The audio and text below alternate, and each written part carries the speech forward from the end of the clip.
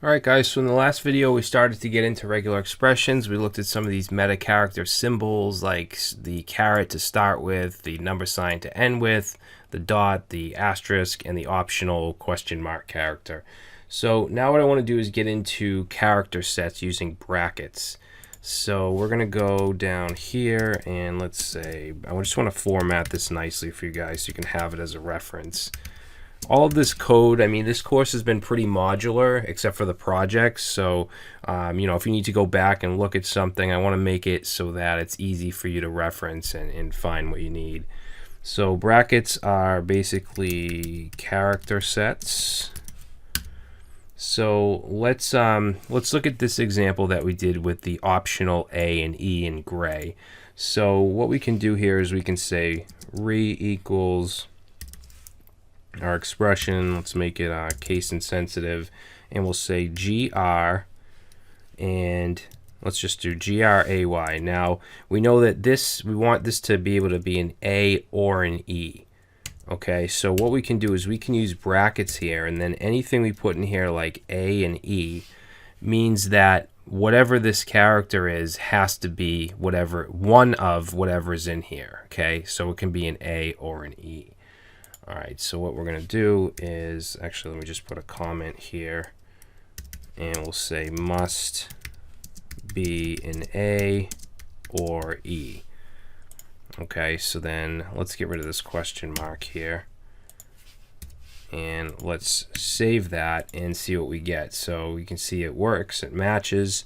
If I were to put an E here, that matches. If I were to get rid of that and save, that gives us null. So this is a better solution than this. Even though we can use A or E here, in this case we could also put nothing. But when we use the character set, it has to be an A or an E. If I were to put let's say a W, that's not going to work. Okay, whoops, what is going on here? Okay, so it has to be an E or an A. All right, now let's see. Let's go ahead and push this down, and let's do a character set at the beginning. So what I'll do is let's put right here some brackets, and then let's say this has to be a G or an F, and this can be case sensitive if we get rid of that. So and let's change this to an A.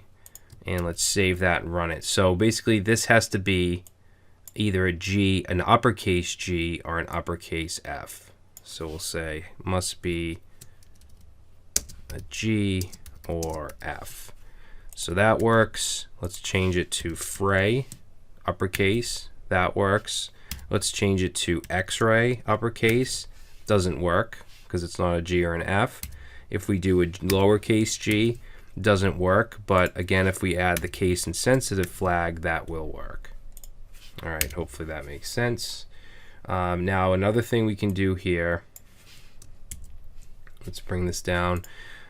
We could put a caret symbol inside of the brackets here. All right, so if we were to do that, what this means is that it'll match anything except a G or F.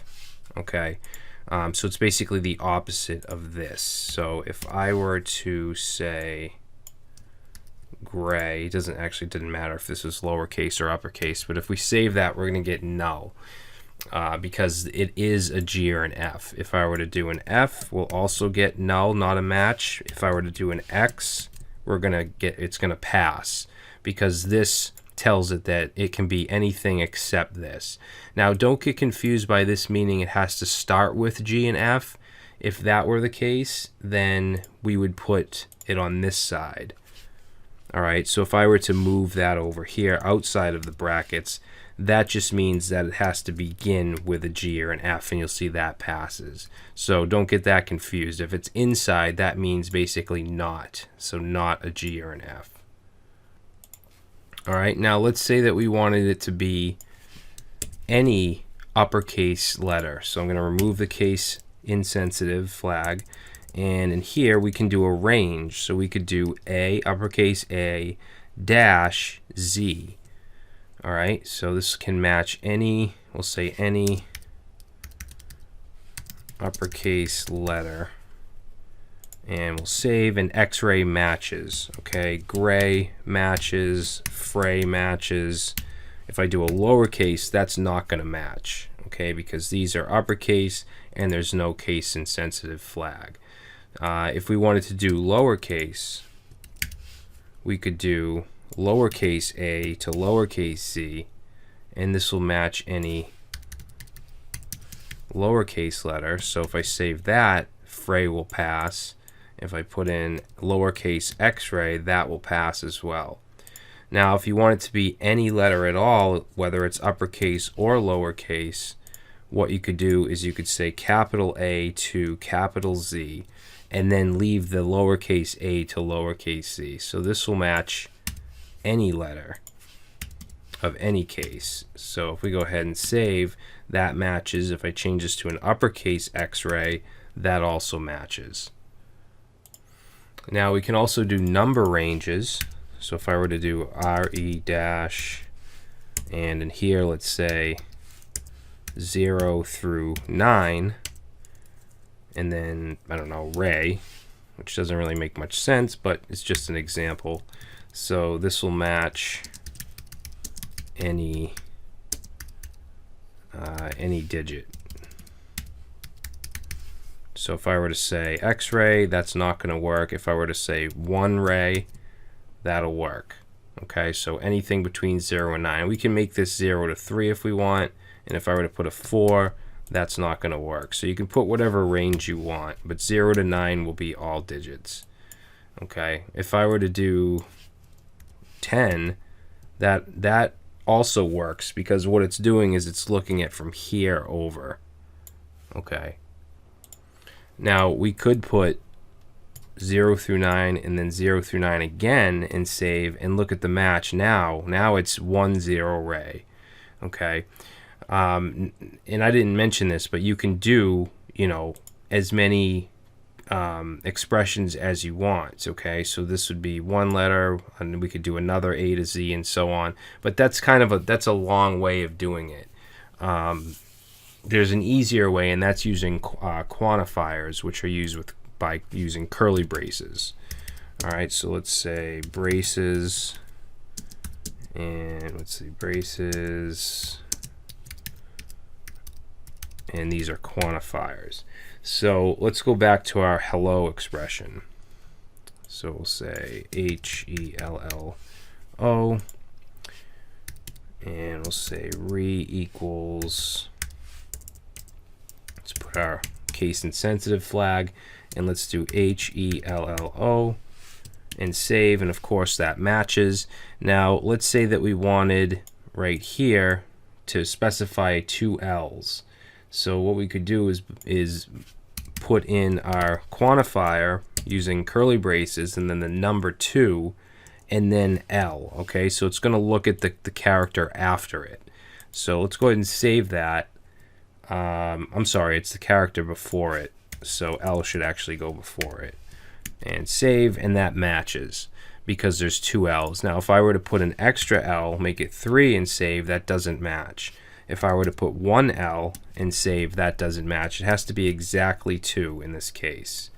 All right, so let's put a comment here, and let's say must occur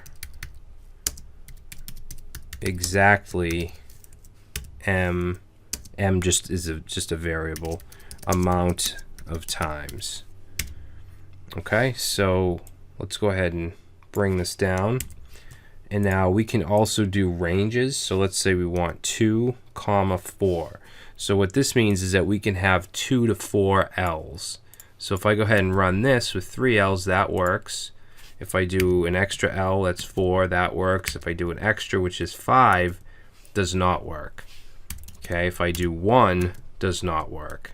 So this means that it has to be between this amount and this amount. All right, and then another thing we can do using quantifiers is we can do just 2, comma. And what this means is it must occur at least at least m times. Okay, so at least 2 times. So if I go HELLO, that will of course work. If I do, 10 of them, that also works. If I do 1, that doesn't work because it has to be at least 2 L's. Okay, so those are quantifiers. And then the last thing I want to show you is parentheses. Let's see, parentheses. And these are used for grouping. So for instance, if I were to say re equals, and in here, let's say we wanted, and you can use these with quantifiers. That's one of the main reasons to use these.